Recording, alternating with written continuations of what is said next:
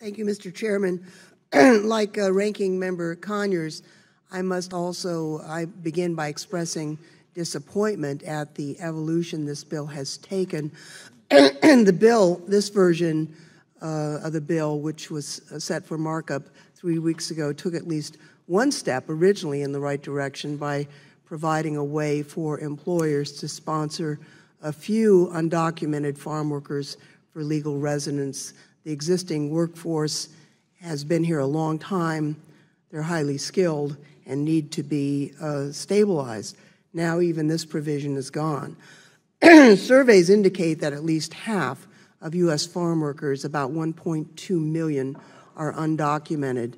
And a 2016 survey by the Department of Agriculture reveals that a massive 93% of foreign-born farm workers have been here for at least 5 years, and 55% have been here for at least 15 years. Many have spouses and children here, some have grandchildren here. In short, for many farm workers, the United States is their home. Prior bipartisan compromises recognize this fact. Under such compromises, farm workers and their families were afforded a reliable and meaningful path to permanent residence, while at the same time incentivizing them to remain in the agricultural sector.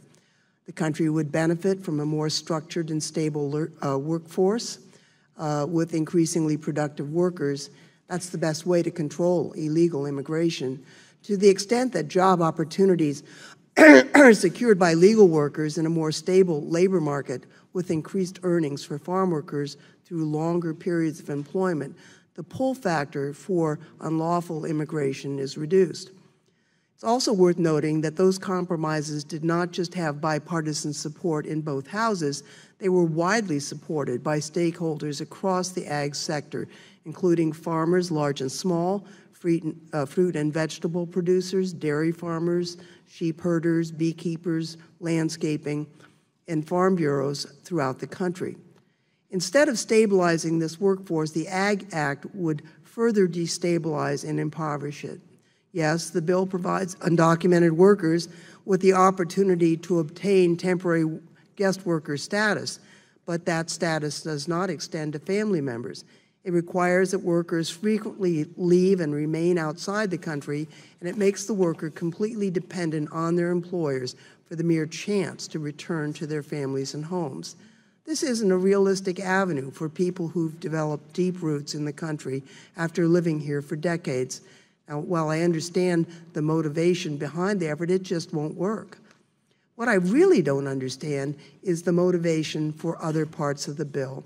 The main component of the bill is the creation of a new program that initially allows employers to bring in 450,000 new workers per year. The cap can increase every year depending on program usage, and because the visas are good for up to 3 years, the numbers of guest workers in the U.S. would likely far exceed that cap. Under the program, millions of guest workers would be in the United States at the same time. Now, you don't normally hear members on my side of the aisle complain about immigrants taking American jobs, and that's because in a free market, immigrants tend to complement U.S. workers rather than compete directly against them. Although there are sometimes short-term negative effects, economists across the board conclude that immigrants help to grow the economy while increasing wages and opportunities for all U.S. workers over the long term. That's in a free market. But this bill appears designed to ensure that employers can easily displace their current workers with significantly cheaper foreign labor. Importantly, guest worker programs like the one in the bill do not follow free market principles. The workers have no meaningful opportunity to negotiate their wages, nor can they freely switch employers. That's why current guest worker programs use wage systems that are paid to going wages in the relevant occupation and geographic area. And contrary to Chairman Goodlatte's comment, this is not some bureaucratic imposition. This is a result of the U.S. Department of Agriculture doing a wage rate survey among wages that are actually paid by farmers. Given that foreign workers don't have the negotiating power of U.S. workers, these wage systems are the only way to ensure that foreign workers can't be used to displace American workers. This bill has no system. It simply creates, I would ask for an additional, unanimous consent for an additional minute. Without objection.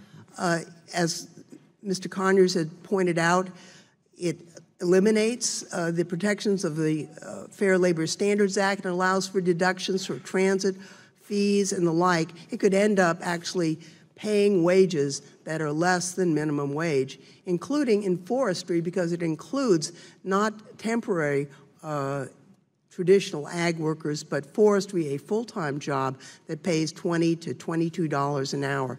As currently written, this bill would authorize employers to bring in an army of guest workers to do battle with U.S. workers across various sectors of our economy. This bill is a travesty, and I hope that we will defeat it. And I yield back and thank the chairman for the